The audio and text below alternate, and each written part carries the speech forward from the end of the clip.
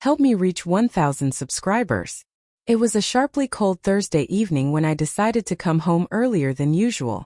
I thought preparing a warm meal and surprising her might soften the growing distance between us. Things have felt strained lately, but I kept believing that small gestures could bridge the widening gap. As soon as I stepped inside, I heard her laughter coming from the living room. I paused in the hallway, not because I suspected anything, but because the sound caught me off guard. I was about to call out to her when her voice cut through the quiet. She said something that stopped me where I stood. Honestly, my ex was better than him in every way. The words slammed into me. I didn't move. I didn't breathe. She hadn't noticed me yet. She was still on the phone, still laughing. My entire world shifted in the span of a few seconds. When she finally turned and saw me, her expression collapsed instantly. The laughter disappeared. Panic washed over her face. She scrambled to end the call, stuttering excuses I didn't care to hear. I only asked one question. Is that really how you feel? She hesitated. That brief silence was the answer. I didn't shout. I didn't cry. I just picked up my wallet and keys and walked out.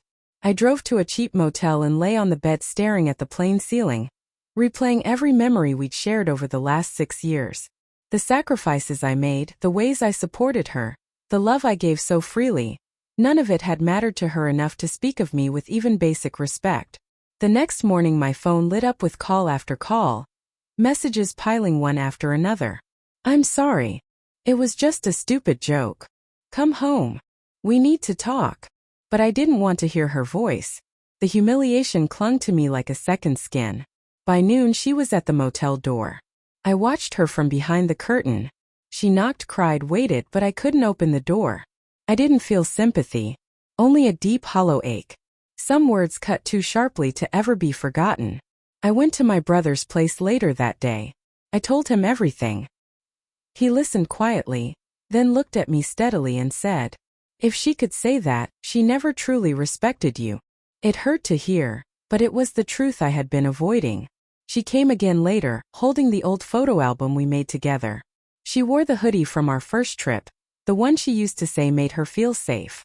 Her voice was small, trembling, full of guilt. I opened the door only halfway. She broke down. She said she had been insecure, that she was trying to make herself feel better by saying something cruel, that it meant nothing. I let her speak, standing there with my arms crossed. I didn't rush to comfort her. Not this time. Whether it was true or not, I told her, you chose to say it. You chose to belittle me. That isn't love. She pleaded, she promised, she apologized again and again. But some lines once crossed change everything. The next day, I went back to the house only to take my belongings. I told her I needed time and she stepped aside, barely holding herself together. The silence between us was heavy, sad, resigned, not angry. In the weeks that followed, I battled myself. Some days I missed what we had. Other days I felt relief. I focused on myself, returned to the gym, threw myself into work, reconnected with friends I had slowly drifted away from. Gradually, I felt something shift inside me. I wasn't just healing. I was rebuilding. She reached out occasionally. Voicemails, messages, reminders of our past, but I never responded. I wasn't looking for closure anymore. I had already found it. I chose peace over pain. Months passed. She tried everything. Therapy, letters, mutual friends, but the trust we once had was gone. Once broken, it doesn't come back the same. I wasn't the man who used to try to fix everything. She wasn't the woman I used to believe she was. Love doesn't always end in shouting or dramatic exits.